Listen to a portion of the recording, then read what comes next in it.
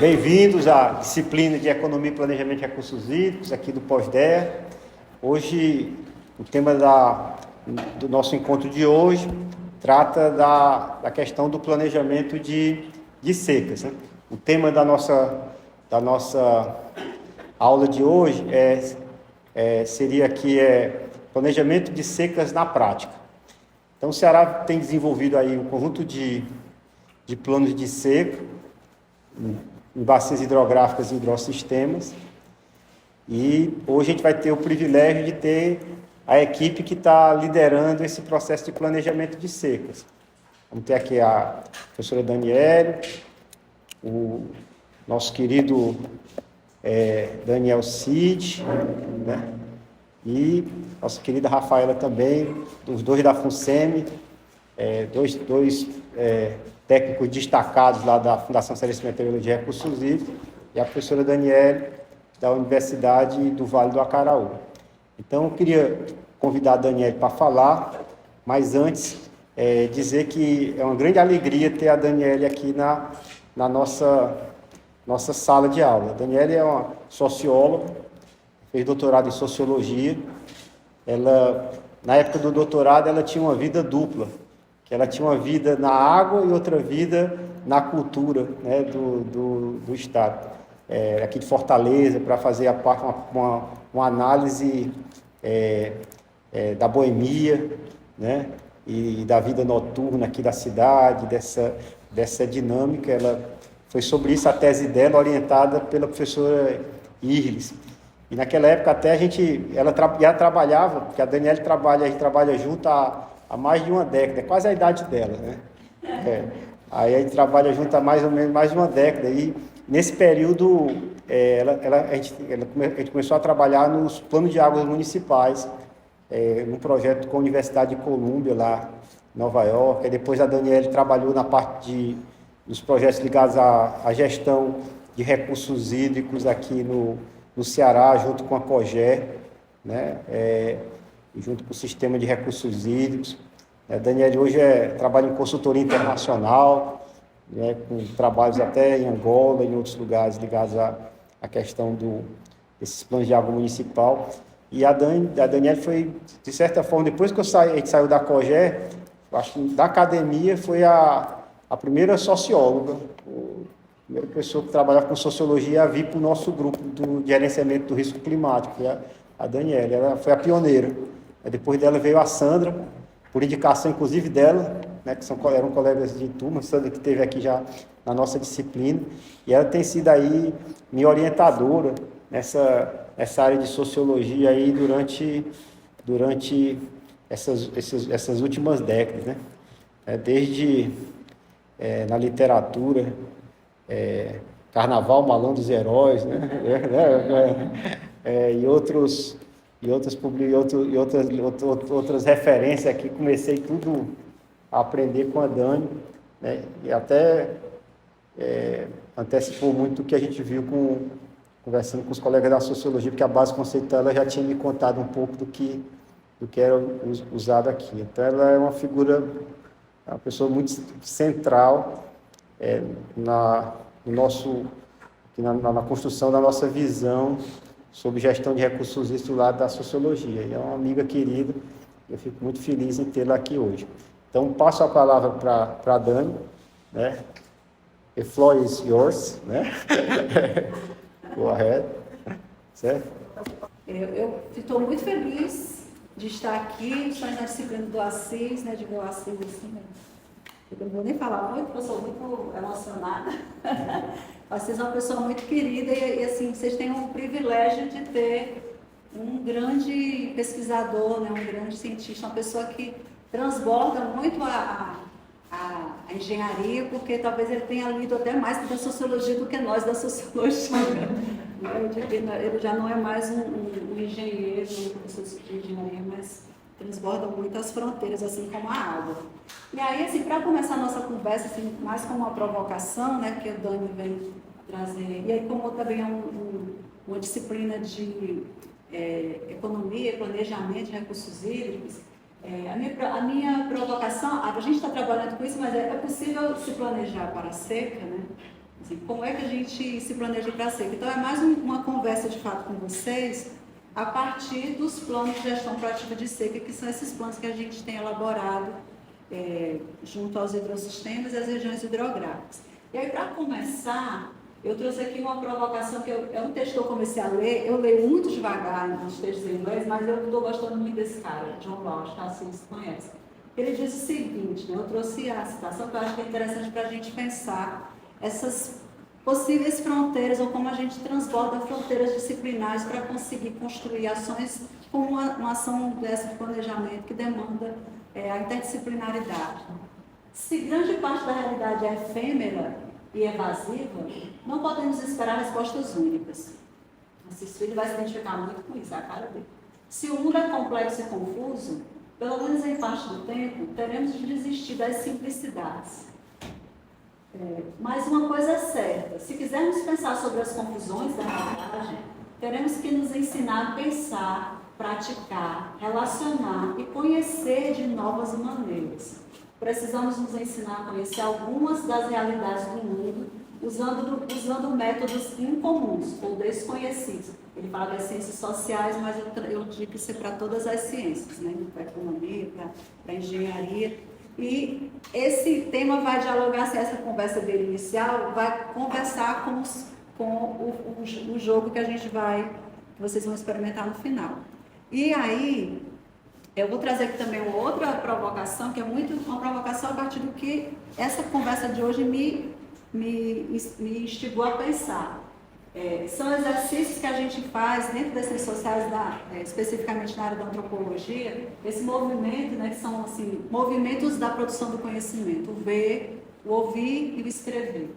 Esse ver, esse olhar que não se vê apenas, né, com o olho, a gente vê com o corpo inteiro, com os sentidos, uma das primeiras formas que a gente faz quando entra numa atividade de campo de pesquisa, que é o observar, né? A gente observa. E aí tem um antropólogo brasileiro, se chama Roberto Cardoso de Oliveira, que ele cita um exemplo interessante, que é o ingresso dele numa maloca indígena, né? Uma maloca que eu, quando era criança, chamava de oca. E aí ele começa a observar, antes de ouvir o que as pessoas tinham a dizer, ele começa a observar. E ele percebe que tem lá os resquícios dos fogos que foram acesos durante a noite. E aí, a partir daqueles resquícios, ele percebe quantos grupos familiares existem ali. Quantas redes foram armadas durante a noite, que dá para ter uma ideia de quantos indivíduos formam aquela comunidade. A característica da maloca, que era uma característica de uma maloca aberta, não mais uma maloca fechada para impedir o acesso dos mosquitos, dos insetos. Então, o olhar, a observação, é um elemento essencial para o conhecimento, para a produção do conhecimento. Assim como ouvir, compreender os sentidos, os motivos, as explicações que esses atores sociais, e aí atores sociais que a gente vai conversar aqui não necessariamente são indivíduos, mas podem ser instituições, coletivos, grupos, né? Que sentidos, que explicações dão às suas vidas, aos aspectos que nos interessam no caso de uma pesquisa. E aí, o momento do escrever é quando a gente agrega tudo isso para pensar. Então, escrever é pensar. E aqui, para mim, ao pensar sobre essa aula de hoje aqui com vocês, eu pensei não no escrever, mas no falar como uma forma de refletir sobre o que a gente está fazendo do ponto de vista do planejamento de secas, né? Quer dizer, que é um desafio, e é um desafio interessante porque o planejamento, como vocês já estão estudando aqui na disciplina, certamente passaram por outras discussões, não é só um documento, não é só um registro de diagnósticos, de ações, é um processo político, né? E é um processo político que implica vontades, implica decisões, implica especialmente o desafio da sua implementação. Como é que a gente agrega todos esses elementos no processo de elaboração de um planejamento? E aí, falando da seca, eu vou tentar ser bem rápido, mas eu me empolguei para falar. A seca é um elemento assim, constitutivo de uma determinada imagem do semiárido, mas não é só uma imagem, né? E aí eu peguei um trechozinho do Eduardo Said, tem um livro chamado Orientalismo, que ele diz assim, que é um corpo criado de teoria e prática. Não é só uma imagem, mas é uma imagem, é uma experiência, é um fenômeno socio-natural que permeia e que produz também ações, que permeia e produz formas de vivência, de convivência no semiárido. Então, não é só uma imagem que vai se associando e que vai se tornando também experiência, se tornando prática. Né? Uma prática que a gente tem do ponto de vista institucional há mais de 100 anos já, aqui no semiárido brasileiro. É um elemento de muitas dimensões, aí, sociais, ambientais, econômicas, culturais, simbólicas, né? A gente pode abordar a seca sobre vários âmbitos. Uma seca que tem, na verdade, se a gente pensar, a gente tem diferentes secas, porque mesmo quando a gente contempla o mesmo território, o território de um hidrossistema, como a gente está trabalhando, o Patu, por exemplo, né? É o mesmo território, é uma seca que acontece no mesmo momento, mas ela atinge de maneiras muito diferentes os atores e que vão participar do processo de planejamento também com interesses e com experiências e vivências também muito distintas. Então, essa seca não é uma mesma seca para todo mundo, ela se manifesta de diferentes modos. Né? Mobiliza paradigmas distintos de combate, de convivência. E no Ceará, a seca tem mobilizado mudanças incrementais na política de recursos hídricos, né, ao longo do tempo. Então, as tecnologias, né, como os reservatórios, as estruturas de transferência hídrica, poços, cisternas, né, mesmo a tecnologia do jumento, você pegar água na ancoreta, né, que são experiências e respostas a essa vivência da seca.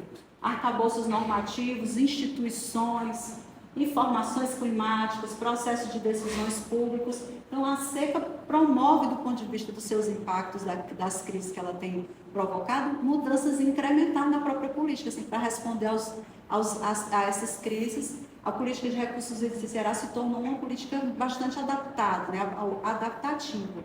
A gente conseguiu produzir uma gestão adaptativa. E aqui vocês já devem ter visto esse gráfico, essa ilustração. E aí eu me perguntando assim, entre crise e risco que estão envolvidos numa seca, ficamos com a crise ao longo do tempo, né?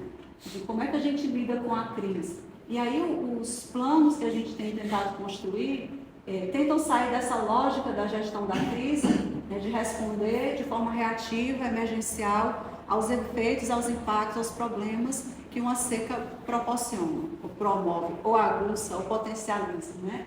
Em vez de só responder aos efeitos que a seca vai trazendo no calor do momento, né, que isso demanda mais recursos, demanda mobilizar atores, às vezes de uma forma que nem sempre é possível conversar e dialogar com as pessoas para que elas possam também participar dessas decisões.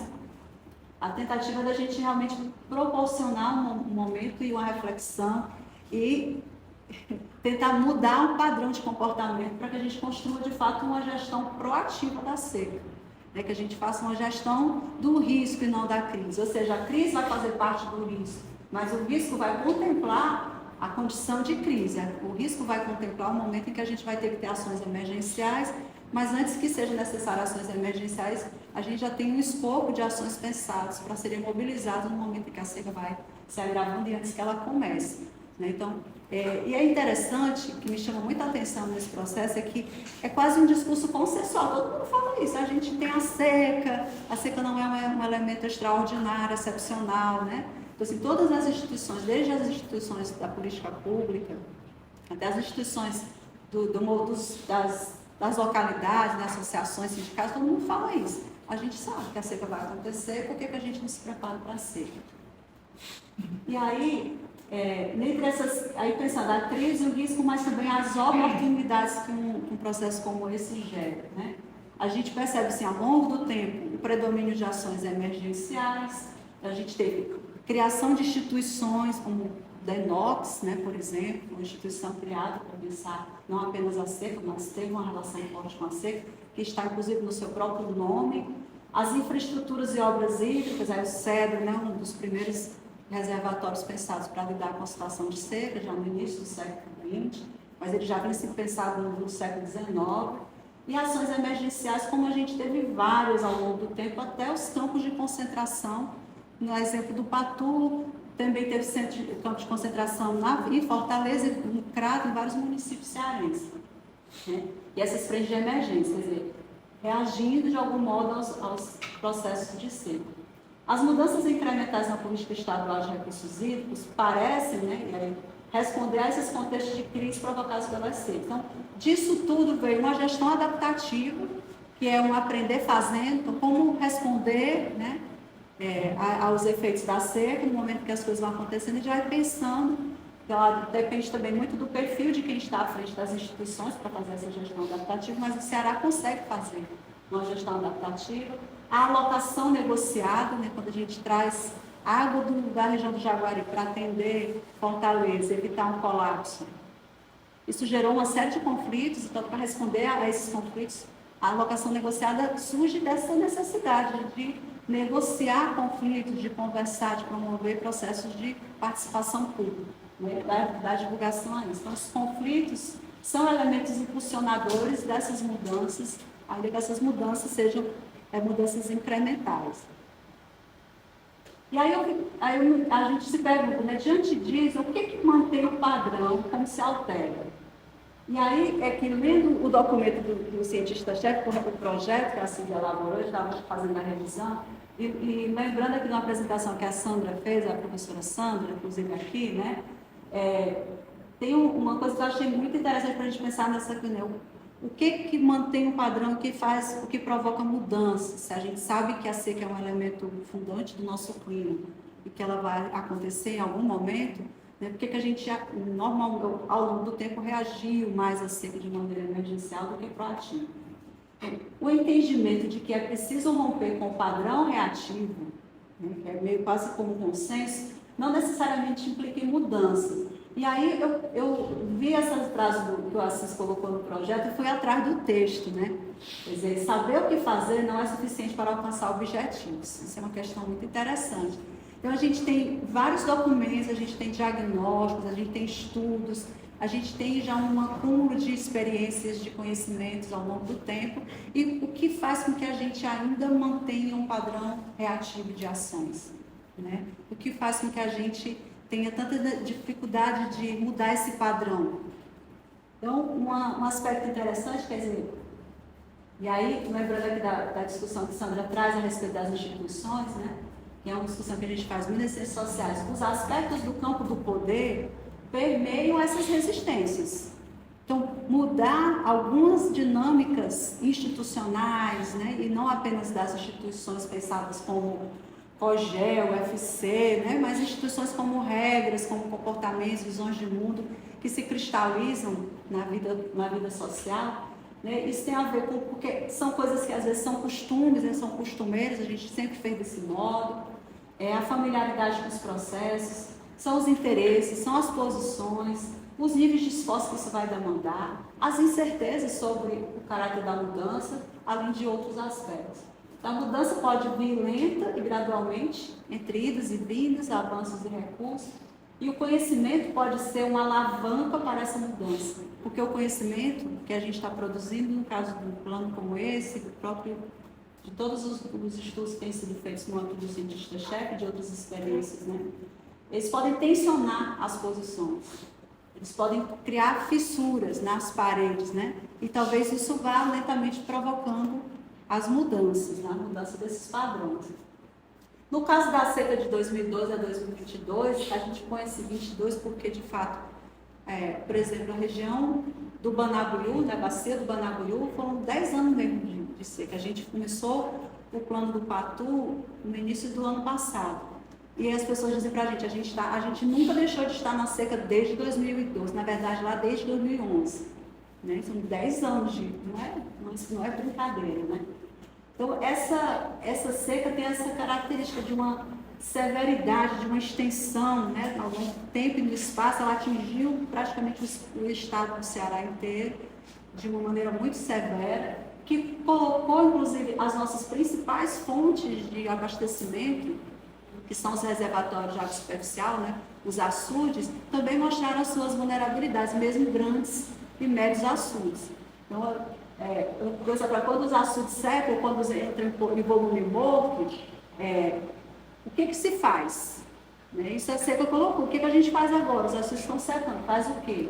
Além disso, a gente estava com a memória do período úmido. 2004 encheu o Castanhão, 2009 Fonte Cheia. Né? Então, a gente teve uma década de período úmido, e aí essa memória é uma memória que a gente quer guardar, a memória do que foi bom, né? A gente quer guardar. É como o período desse da pandemia, a gente agora quer ir para o São João, quer ir comer pratinho, né? A gente não quer muito pensar naquela experiência da pandemia. Do mesmo modo, no contexto de seca também é algo que a gente parou, passou aquela agonia, então você quer né, descansar um pouco dessa memória. Um outro aspecto interessante desse contexto de seca foi o retorno da face urbana da seca, né? A ameaça de colapso de cidades, de distritos. As cisternas de placa que vinham dentro de uma ótica de convivência foram abastecidas com carro-pipa, que é dentro de uma outra ótica, né, para a gente ver que as coisas não estão em campos tão apartados assim como se apresenta nos discursos. As políticas públicas para a agricultura familiar, principalmente, tiveram retrocesso em parte desse período, né, nesses últimos 4 anos. Isso tornou a seca mais... o efeito da seca sobre determinados grupos mais agudo, né, ficaram pessoas mais vulneráveis à seca. E um elemento assim, que a gente ouviu bastante ao longo dos primeiros estudos foi essa ideia de inovação e criatividade para diversificar a matriz hídrica. Então, todo aquele rol de ações, né, de adutora de montagem rápida e para atender esse caráter emergencial, uma frase que a gente ouve assim, é catar água no açude seco. E aí o planejamento, né, que a gente está agora, estamos no processo de elaboração dos planos de gestão proativa de seca. Serão mudanças, né, sinais de mudança no ar, mudanças desse padrão, de que a gente sabe que tem algo para fazer e ainda assim a gente não consegue implementar no âmbito da política pública, de fato, uma gestão proativa, nos comportamentos, nas mentes, né? O planejamento é uma prática muito antiga na política pública brasileira. E aí, você já deve ter estudado, isso eu não vou nem me deter. Um elemento importante, um momento importante foi no final dos anos 50, na Celso Furtado, aquele planejamento lá do GTDI que deu acesso à SUDENE. E o planejamento é um guia para a política pública. Então, se a gente não sabe qual é a situação da realidade atual e o que a gente precisa fazer, caminhar para o futuro, como é que a gente vai desenvolver, né, o processo de que ações o Estado vai tomar, que ações as instituições vão adotar numa situação de uma nova seca, que pode ser no ano que vem, por exemplo. Então, o planejamento é esse guia, esse processo que nos permite registrar informações. E aí, aqui no Ceará foram criados 2 espaços de articulação interinstitucional no contexto da seca, foi o Comitê da Seca e o Grupo de Contingência, né, planejamento reativo, mesmo na primeira hora, o que fazer. Em 2015, o Estado elaborou um plano estadual de convivência com a seca, já pensando em ações estruturais. E aí o cientista-chefe vem, que é esse projeto no qual nós estamos inseridos, coordenado pelo Assis, que traz algumas perguntas importantes, né? Como contribuir para mudanças de padrão em relação ao planejamento de seca, ou ao planejamento de gestão de recursos hídricos? Como tornar o Estado menos vulnerável aos eventos de seca? Como colaborar para a construção de uma política proativa de seca? E aí, o plano propriamente dito, né, pensando um pouco assim, as características desse plano que a gente tem elaborado, o que eles são? Instrumentos pensados para preparar melhor os atores sociais em seus respectivos territórios.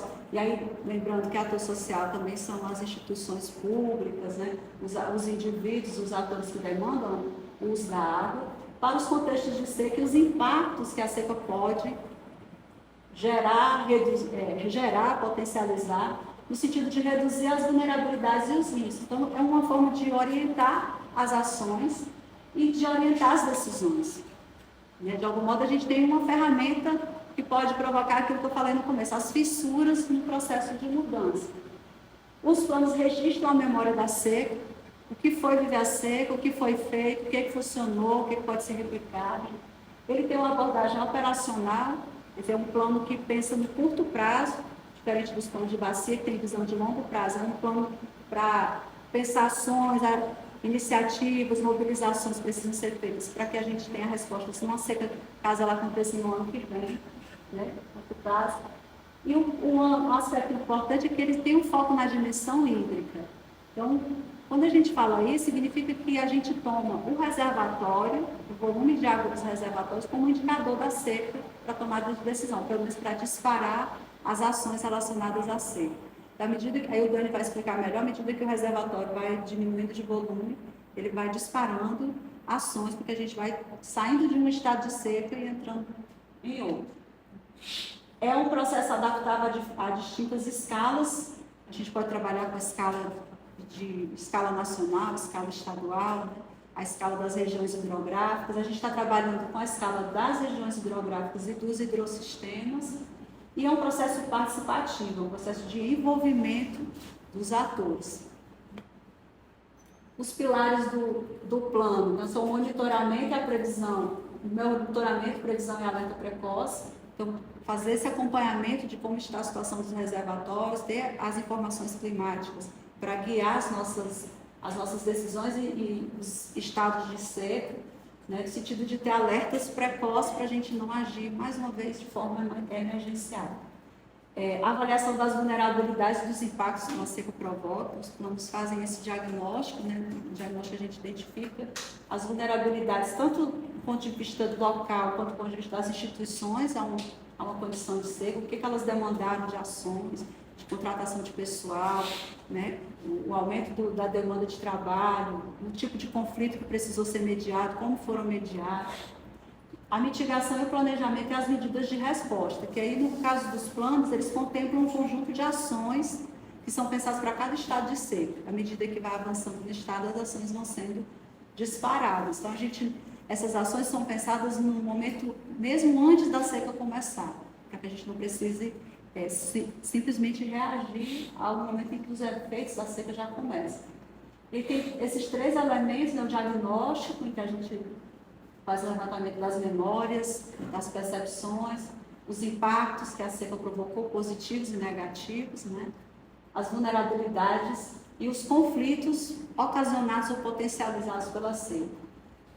Também tem um estudo, né, do ponto de vista do planejamento da oferta, né? Qual é de fato a oferta que se tem, como é que essa oferta se comporta ao longo do tempo, como é que o reservatório responde, as demandas, o balanço hídrico, os cenários de seca, que o Daniel vai trabalhar mais com vocês no segundo momento, as estratégias de preparação, mitigação e resposta e esse plano de ações. Então, a gente faz todo esse processo junto com atores como os comitês de bacia e as comissões gestoras e a equipe da COGE, que participa dos processos todos junto com a gente, né?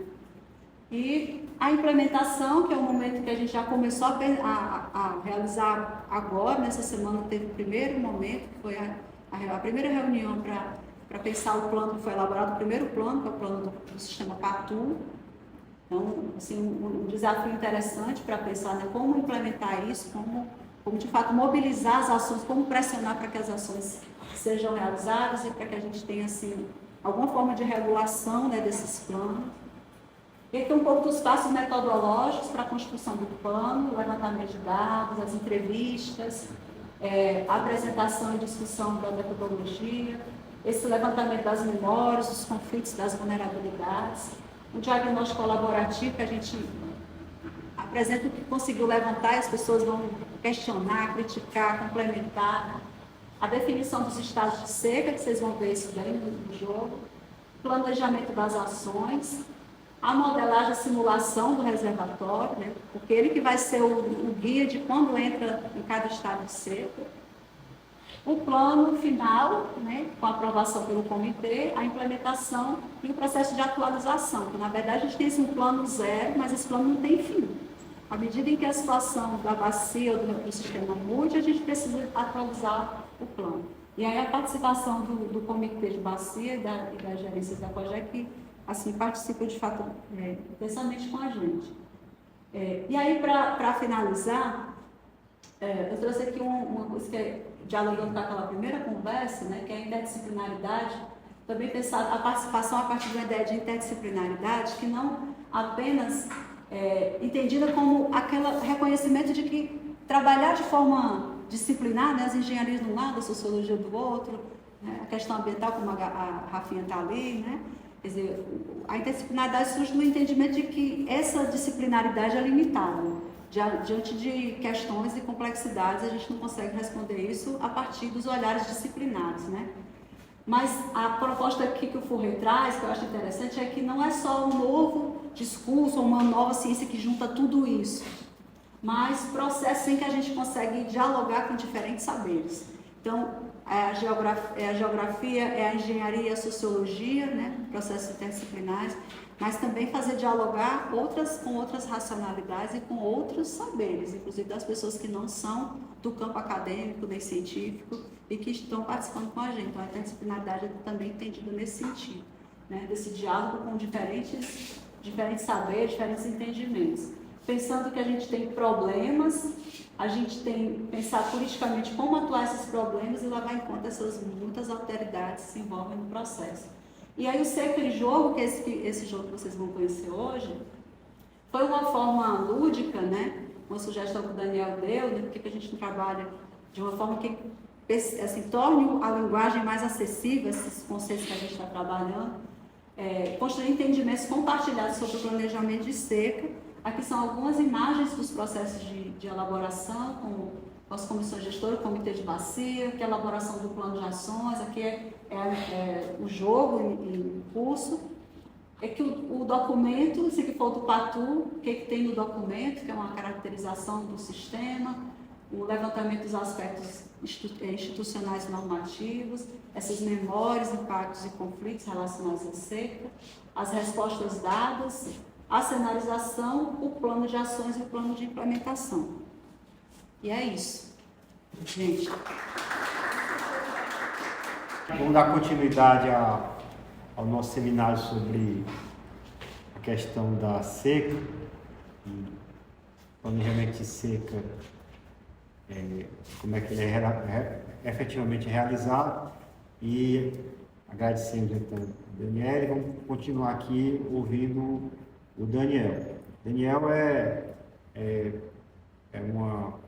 um grande engenheiro aqui que está ali na operação em reservatório do Ceará. Ele atualmente é um técnico da FUNSEMI, né? Eu tive a alegria, inclusive, de acompanhar a carreira do Daniel, porque ele fez PG comigo, né? Mestrado e doutorado, né? Ele sempre focou nessa questão da operação de reservatórios, processos de tomada de decisão. Aí ele é que, de certa forma, quem melhor talvez integra esse mundo da demanda da sociedade com como é que você transforma isso em simulação de sistemas de recursos hídricos. Acho que do nosso grupo talvez seja o mais bem equipado para tratar desse tema da operação. Então, Daniel que vai mostrar para vocês um pouco como é que a gente define o monitoramento de seca. Então, eu queria até, antes de ele começar, só fazer essa frase. A gente tem hoje, por exemplo, um monitor de seca, que foi desenvolvido a partir de um projeto do Banco Mundial, onde a FUNSEMI ela teve uma liderança extremamente importante, um processo financiado pelo Banco Mundial. A gente tem um monitor de seca que hoje já cobre praticamente o Brasil todo, né? Mas muitas vezes a gente não vai poder utilizar a informação do monitor de seca na definição de um dos pilares que a Daniele falou, que é o pilar do monitoramento, porque o que acontece no monitor de seca, você tem informação na atmosfera, ou seja, a seca meteorológica, mas essa seca meteorológica muitas vezes ela está descolada do que vai acontecer com a seca edáfita, que é a das plantas, que gera até o que a gente chama às vezes de seca verde, e a gente vai ter também muitas vezes descolada da seca hidrológica, e na seca hidrológica descolada ainda também do que acontece nos reservatórios, porque os reservatórios funcionam como um transportador de água no tempo, um filtro. Então, a gente já testou várias vezes, ver se utilizava algum tipo de indicador da seca meteorológica, o SPI 12, 24, né, 48, para ver se servia de referência para os reservatórios, e não servia. Então, o Daniel ele desenvolveu metodologias de zoneamento dos reservatórios, que ele vai mostrar para vocês, que serve como um monitoramento. O sistema de monitoramento é realizado a partir dos estados dos reservatórios, que ele vai mostrar. E ele também, eu acho que hoje ele não mostra isso, que é um passo seguinte, como é que incorpora, inclusive, a informação climática nisso. Ele vai mostrar hoje essa primeira fase, que é o que está sendo operacionalizado, já que a seca na prática, Acho que é isso que ele vai fazer, vai mostrar a metodologia que está em curso agora. Então, é uma grande alegria que ter o Daniel aqui, né, para poder fazer a apresentação para vocês. Doutor Daniel, já antecipo aí, falta bem pouquinho, já está ali o material dele, né? Por poucas semanas aqui ele já não vem nessa nova qualidade, mas vem aqui com esse grande quadro aí que a FUSEM tem o privilégio de ter. Obrigado, Daniel. Lisonjeado pelas suas palavras. Também não vou fazer como a Dan, senão me emociono também, porque acho que a gente está completando 10 anos que a gente se conhece, né? Eu lembro que eu voltei de um intercâmbio na França, querendo mudar um pouco do que eu fazia, né, durante a minha graduação. Eu estou realmente emocionado. E eu conversei com alguns colegas da época, né, e eles me falaram assim, fala pro professor Assis, ele é assim. E eu já vim aqui do DEA com outro professor, e eu lembro que eu entrei na sala dele, ele super me abraçou, e me trouxe, né, para essa área, né, de planejamento e gestão, e é algo que eu sou apaixonado. Então hoje eu vou dar continuidade a isso, falando sobre planejamento proativo de seca, que é um trabalho que a gente tem desenvolvido, né, durante esse último ano, né, de forma mais intensa. E eu fico muito feliz porque isso faz parte também da minha tese de doutorado, né, que a gente está podendo aplicar, né, trazer de forma prática, né, e graças à orientação do professor a gente faz um trabalho que não fica só guardado na gaveta, né, então a gente de alguma forma traz esse retorno na sociedade, né, que é tão importante, né. Eu vou pular aqui 4 slides que a Dani já falou sobre essa questão do planejamento proativo da seca e de como é necessário, né, a gente pensar e se planejar antes que esse evento aconteça. 4 slides. E eu vou parar bem aqui. Né? E a pergunta que eu trago para a nossa reflexão é assim, como é que a gente vai decretar essa seca? Né? Em que momento a gente passa a dizer que um local, uma região, uma cidade, né, ele pode estar em seca? Então, a partir daí, a gente pode pensar em alguns indicadores, né, que vão decretar a seca numa região. A segunda pergunta é como é que a gente pode classificar essa seca?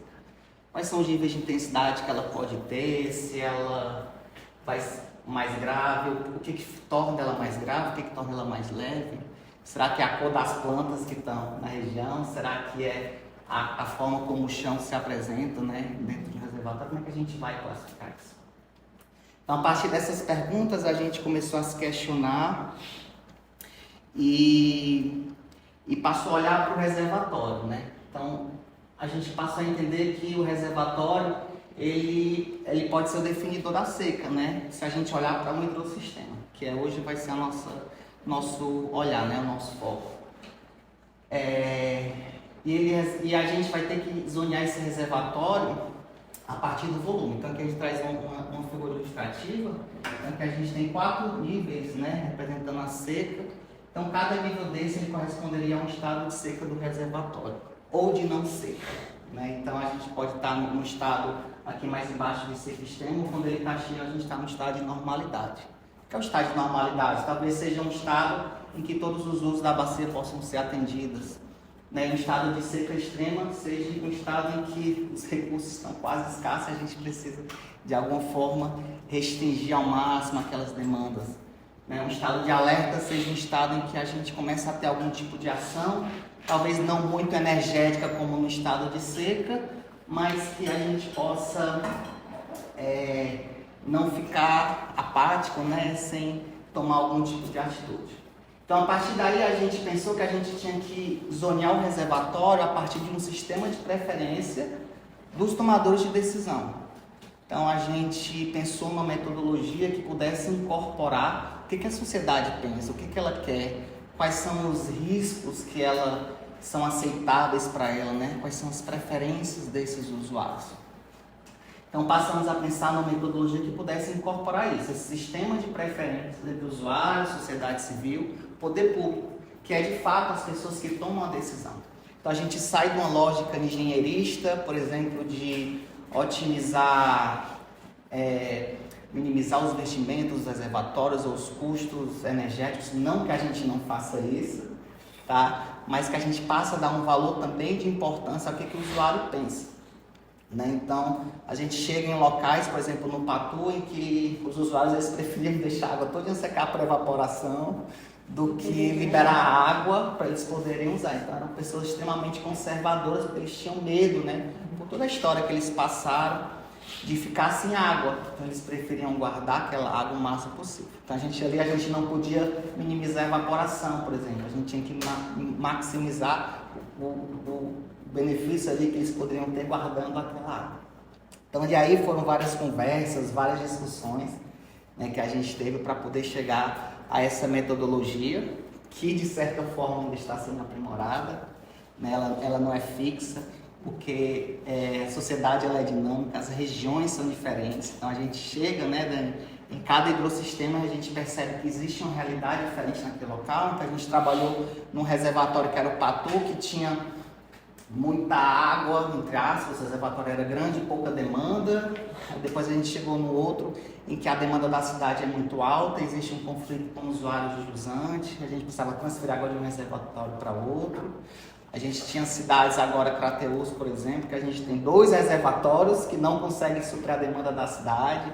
A gente tem que pensar estratégia, como é que a gente vai fazer, o que é que a gente vai pensar, né? Então, a partir disso, a gente pensa nesses estados de seca, e aí aqui eu retorno um pouco para o plano, né, de como é que a gente faz essa metodologia. Então, a gente faz primeiro um diagnóstico, o Dani mostrou lá no plano, a gente cria alguns cenários, esses cenários eles vão embasar as nossas simulações, né, então a gente entende junto aqueles usuários quais são os riscos que eles admitem no sistema, e aí eu vou começar a falar algumas palavras bonitas para vocês, porque a gente entendeu que a gente não podia falar desse jeito quando a gente chegava lá nas reuniões, e a partir daí a gente criou o jogo. Então seriam esses riscos toleráveis de falhas do sistema, os racionamentos, as restrições de uso, as transferências entre bacias. Então tudo isso a gente faz através dessa sinalização. Essa é uma parte mais engenheirista mesmo, ali conversa, tem uma reunião técnica, né? A gente fala sobre isso. A gente avalia esses resultados, faz análises de riscos. Será que o reservatório seca? Se vier uma seca pior, a gente chega até a fazer sinalização de vazões afluentes futuras. Se essa seca tiver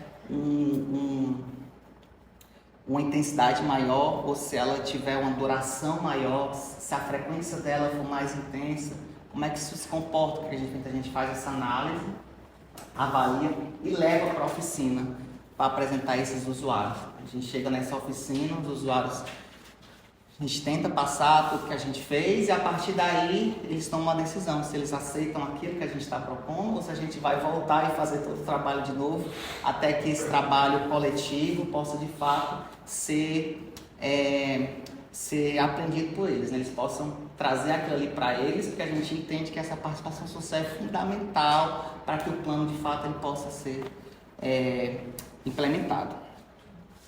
Aqui a gente faz um diagnóstico, a gente levanta essas bacias, essas demandas que a gente tinha um reservatório Patu, as demandas que estão instaladas, abastecimento humano, irrigação, a gente tinha transferência no rio, irrigação jusante, montante, sai de Milhã. Então aqui no caso do Patu a gente tinha a cidade de Senador Pompeu e a cidade de Milhã, era um sistema que abastecia essas 2 cidades. Então o reservatório ficava no município de Senador Pompeu, mas atendia o município vizinho, então existia esse conflito um pouco também de que essa dominialidade da água municipal. Então sempre que existe a reunião de alocação, então existe algum tipo de conflito, de ruído, né? Então era a gente primeiro fazer esse trabalho, né, de diagnóstico, entender quais são essas demandas, quais são as ofertas, quanto que o açude pode atender, né, quanto que a gente pode retirar, quanto que pode ir para os usos, né? É um conceito mesmo prático de atendimento, de garantia, os conceitos que vêm da engenharia. A gente entende como é que foi feita essa alocação no passado. Será que eles usaram muita água ou foi pouca? Será que eles poderiam ter usado mais? Qual que é essa diferença? A gente analisa também essa alocação e entende esses conflitos, né? A gente faz um diagnóstico muito bem feito E a gente começa a entender para a gente poder sinalizar, porque se a gente não conhece toda essa estrutura de demanda, de oferta, de alocação, a gente não consegue fazer muita coisa. Então essa parte a gente envolve e aí começa a integrar esses aspectos sociais, né, junto com esses aspectos naturais, hidrológicos, de operação de reservatório, para que a gente possa ter um cenário de operação mais robusto, né, e a gente possa avaliar esses impactos. Tá bom? E de forma assim, mais clara, a gente define alguns critérios para a gente poder fazer uma otimização do sistema, né? Então a gente conversa aqui nas reuniões, e aí normalmente a gente vai fazer isso com a comissão gestora, que são os Açores, ou o comitê de bacia, né, que vai ser o caso ali do Jaborum, ali na Serra, né, que são os usuários que tomam as decisões nos reservatórios, né? Quanto de água vai ser retirado do reservatório. Então, anualmente, no mês de julho, todos os reservatórios que são monitorados, eles têm essa discussão, essa reunião, que a gente chama de reunião de alocação. Então, as pessoas decidem quanto de água vão retirar do reservatório, para quem vai essa água, né, como é que essa água vai ser partilhada. Essa decisão que ela é feita anualmente. Né? Normalmente, eles olham para o nível do reservatório e dizem assim, tem água até ano que vem, se a gente tirar tanto, ou tem água para 2 anos, tem água para 3 anos. Então, essas decisões, elas são tomadas ali pouco tempo antes, né? Depois de olhar o reservatório, talvez, às vezes se preocupa com a próxima parada chuvosa, mas eles só olham para aquele planejamento de curto prazo, né? Então eles estão olhando para daqui a 1, 2 anos e se vier uma seca de 5 anos, né? O que vai acontecer? Será que esse sistema ele pode atender essa demanda e uma demanda no próximo? Como é que a gente pode fazer isso? Essa metodologia ela entra também um pouco para tentar ligar esse planejamento de longo prazo, médio e longo prazo, que é o que a gente faz aqui, com esse planejamento de curto prazo, que é o que eles fazem lá na alocação. Então aqui a gente define critérios, define estados, define garantias de atendimento ou riscos de falha, a gente aqui define valores de racionamento. Então o que é que a gente faz? Para cada um desses níveis dos reservatórios, a gente decreta quanto define, né, junto com esses usuários. A gente tem alguns valores padrões e conversa com eles, saber se eles aceitam, né? Então a gente define, por exemplo, quais são os usos ou quanto de água eu posso liberar do reservatório em cada um desses níveis. Então, lembra que eu fiz o diagnóstico de demanda inicial? Então eu sei qual que é a demanda máxima ali que aquele reservatório pode atender. Então, a partir daí, a gente pode dizer que essa demanda ela é atendida no estado normal, né? E se eu tiver um alerta, eu continuo com essa mesma demanda, eu posso fazer algum tipo de restrição? A gente conversa. O que é que você acha, seu fulano? O que é que você acha, associação? O que é que você acha, poder público? Então, eles começam a definir. Então, se a gente tiver em seca severa, eles falam assim, olha, não libera água do reservatório. Então, toda a água vai ter que ser retirada do reservatório, porque liberar pelo reservatório, né, pelo rio, pode trazer algum tipo de perda, né? Vamos colocar aqui em aspas, né? Rafaela, que é geóloga, ela não gosta muito do termo perda, né? Que a água vai ali para os aquíferos, né? Mas, enfim, então talvez no estado de seca severa eles, né, não permitam mais, mas tem locais que permitem, né? Me lembra Curu, Tejuçuoca, por exemplo, eles liberam água até o reservatório não conseguir mais captar. E chegou um momento que eles não conseguiam mais liberar água, que chegava a cota, eles rebaixaram essa cota de volume mínimo para liberar água pelo rio, porque tinha algumas demandas que para eles eram prioritárias. Então, aquele é o tipo de padrão de uso, são aquelas pessoas que tomam aquelas decisões e a gente precisa respeitar. Porque isso é um sistema que tenta otimizar essas preferências. Então, a gente entra na engenharia, né, nesse aspecto de tentar otimizar as preferências. A gente joga esses desejos, essas vontades dessas pessoas dentro do modelo de otimização. E aí o computador faz o trabalho dele e no final a gente chega a um conjunto de curvas um pouco parecida com essas aqui. Então aí no final a gente vai ter um conjunto de curvas que a gente vai ter que tomar uma decisão agora de quais curvas escolher. Então se vocês olharem, vocês têm as curvas mais baixas aqui, ó, que representaria o nível total do reservatório, que é 0, que é 100%. Mesma coisa para cá, certo? Então aqui, por exemplo, a gente tem curvas, cada curva dessa representaria um estado de seca. Então aqui eu tenho um estado normal, ó, tudo que está acima do azul é normal, o que está entre azul e amarelo é alerta, o que está entre amarelo e vermelho é seca, abaixo O vermelho seria seca, uma seca severa. Então, aqui, ó. Por exemplo, se eu estiver aqui no mês de junho, ou aqui no mês de janeiro, que tem aqui o valor. Aqui no mês de janeiro, por exemplo, se eu estou abaixo de 12%, eu estou em estado de seca extrema. Se eu estou acima de 24%, eu estou em estado de normalidade, né?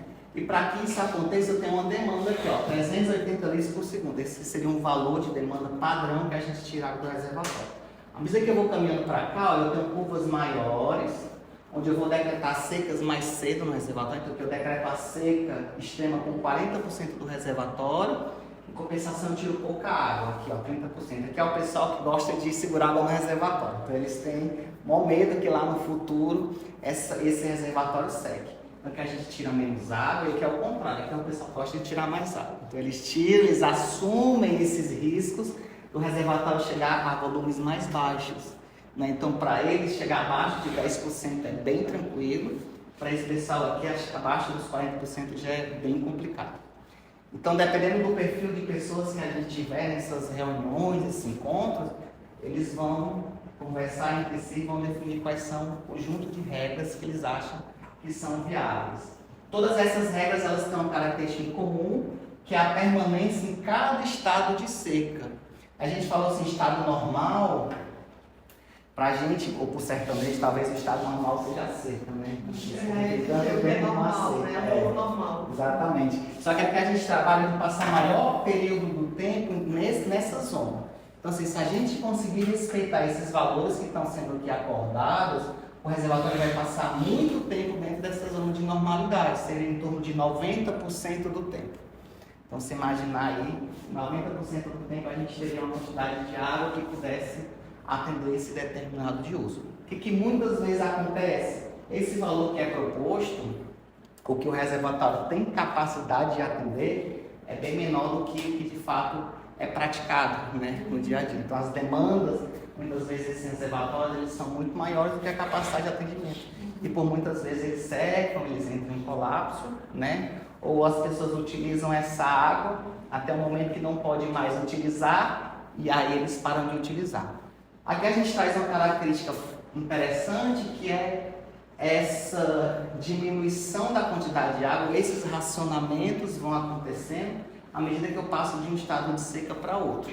Então, se eu estou no estado normal, a tendência é que no próximo ano eu chegue, se não tiver muita chuva, alguma coisa, eu passo para um estado de alerta. E aí eu tenho uma redução gradual dessa quantidade de água que vai ser atendida. O que é que isso faz? Isso faz com que a gente atenda esses usos, e aí num estado, no próximo ano que não tenha tanta chuva, não tenha tanta recarga, a gente passa para um estado, né, que vai restringir aos poucos, né, diferente do que muitas vezes acontece na prática, que você atende 100% e no ano seguinte você tem zero, você tem garantia nenhuma de atendimento. Então aqui a gente passa para esse estado gradual. Pode falar. E também esse modelo trabalha na confiabilidade do monitoramento do açude, né? Eu tenho que ter uma garantia que o volume dele realmente é 45%, e aí tenho que levar em consideração toda a parte de degradação do próprio reservatório e do controle do volume do açude medido lá. Isso. A gente propõe essa curva ela vai servir o nosso guia, né? Então, a partir do que está sendo monitorado, né, é a nossa água cozinha. A gente olhou, a gente está em julho, a gente está em 40%, então 40% aqui em julho seria um estado de alerta, por exemplo. Ou a seca, aqui na verdade, né? Então, seca, a gente tem que tomar as ações e as medidas que estão lá no plano para seca. Então, aqui de fato vai servir como um gatilho mesmo, né? Sim. São o momento que eu vou tomar alguma ação, né? Então, isso aqui ele vai servir como nosso guia mesmo. A gente vai continuar fazendo o monitoramento como é feito. O COGE faz isso muito bem, monitora 157 reservatórios hoje no estado. A partir daquele monitoramento que é feito, e obviamente a gente precisa atualizar, né? Tem que fazer batimetrias com frequência, porque os açudes ficam assoreados, né? E de repente aquele volume que a gente achava que tinha, ele não tem mais, né? Isso aconteceu até agora, a gente planejando o açude Carnaubal.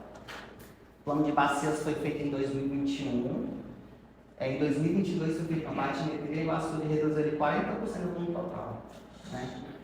Então a gente tinha um volume de 70 hectômetros, passou a trabalhar com 50, assim, valores aproximados.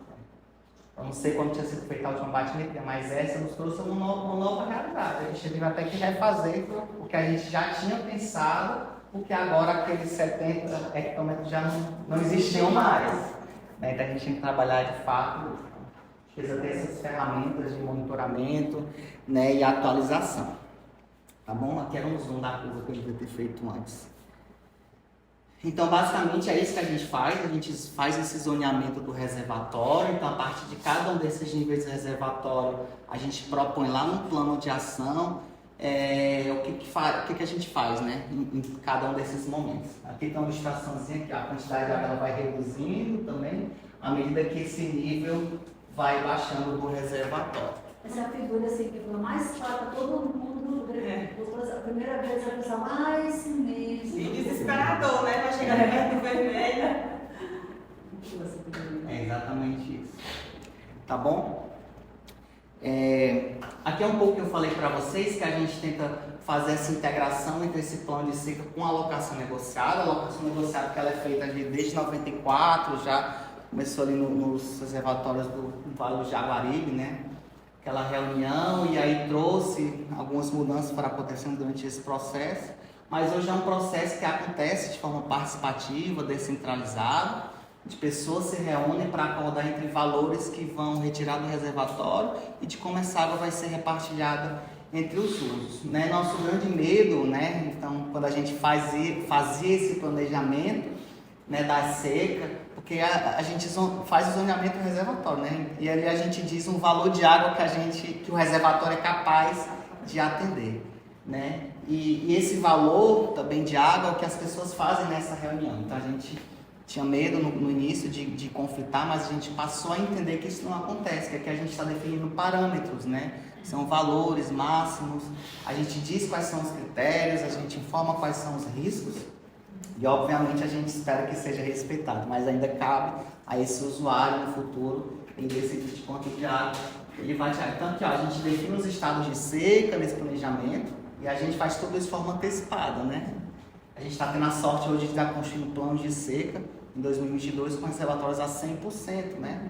É o caso do fogareiro Quixeramobim. Quando a gente começou, o fogareiro Quixeramobim estava com 0%, colapso total, e o fogareiro 2%. Hoje os dois estão com 100%, né? 6 meses depois do que a gente iniciou o nosso trabalho. Aí começa tudo de novo. Então, e nada melhor do que esse momento para a gente pensar, que tem a memória da seca recente, né? De como que isso aconteceu, quais foram os impactos que ela trouxe e o que a gente não quer mais que aconteça, né? Então, zoneamos, definimos essas zonas, criamos aquelas faixas, tudo isso planejado, programamos as ações, né, dentro do plano. Aí quando chega lá na reunião de alocação, todos os anos, eles revisitam, criam cenários dessa alocação, eles decidem sobre a vazão alocada, a gente espera que eles sigam esse planejamento, né? Estabeleçam as premissas, eles vão dividir entre os usuários, para quem vai essa água, repartem, né? Decidem, né, para quem vai esses usos e de fato implementam as ações que foram pensadas aqui nesse último momento.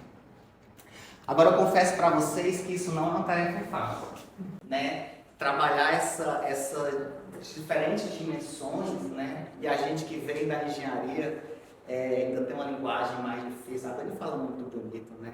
Quando tá ali para as pessoas, mas para a gente é difícil. Então eu cheguei na minha primeira reunião e eu falei assim, os usuários de montante e de jusante, aí me pararam e falaram assim, oi, o que é isso? Né? E aí eu tinha entendido que eles não conheciam, né, esses termos. Então era o usuário de cima e o usuário de baixo, né? Então era complicado. Então a partir daí desse pensamento de tentar traduzir essa linguagem, né, de tentar diminuir essas, que a gente chama de assimetrias de conhecimento, a gente pensou em algo que pudesse fazer essa ponte, né, entre a nossa linguagem academicista, tecnocrata, né, um pouco, e conversar com essa população, que de fato são as pessoas, né, que estão ali envolvidas e tomando as decisões. A gente criou esse jogo, que a gente chamou de Seca em Jogo. Desenvolvemos ali 1 mês, 2 meses, né, foi um trabalho bem difícil, extremamente colaborativo, foi um trabalho que toda a equipe, muitas mãos, toda a equipe mergulhou, para que a gente pudesse levar a campo, né, e poder traduzir esses novos conceitos que a gente estava trazendo. O que são os racionamentos, o que são estados de seca, onde é que a gente precisa racionar, o que é garantia de atendimento, né? Então a gente traz algumas caras, um jogo bem simples, né? Ele serve mesmo como um modelo de entendimento, então ali a gente está, daqui a pouco a gente vai mexendo. Mas é isso, então ele mostra e tenta traduzir. Aqui são algumas fotos, né? Então a gente aplicou ali em Quixeramobim, a gente aplicou em Tejuçoca, na região do Curu, no município de Tejuçoca, com um reservatório também chamado Tejuçoca. A partir desse jogo, a gente constrói os planos, né? Então é um momento divertido da reunião, lúdico, onde eles interagem bastante, conversam. E aí no final a gente tem esse plano, né? Constrói, esse foi o nosso primeiro plano, que foi construído aqui em novembro de 2022, né? Que, como a Dani falou, essa semana a gente teve a primeira reunião. Então nós tivemos a honra, né, Dani, de participar dessa primeira reunião, onde o plano de fato começa a ser implementado, ele sai do papel e se torna prática. Né? Então foi constituída uma comissão que vai fazer esse acompanhamento, que vai servir como os impulsionadores, ali, as pessoas que vão chacoalhar os outros, os animadores, para poder que o planejamento que foi feito aqui possa, de fato, mudar a realidade, né, daquelas pessoas que estão trabalhando. Então é isso, gente. Obrigado.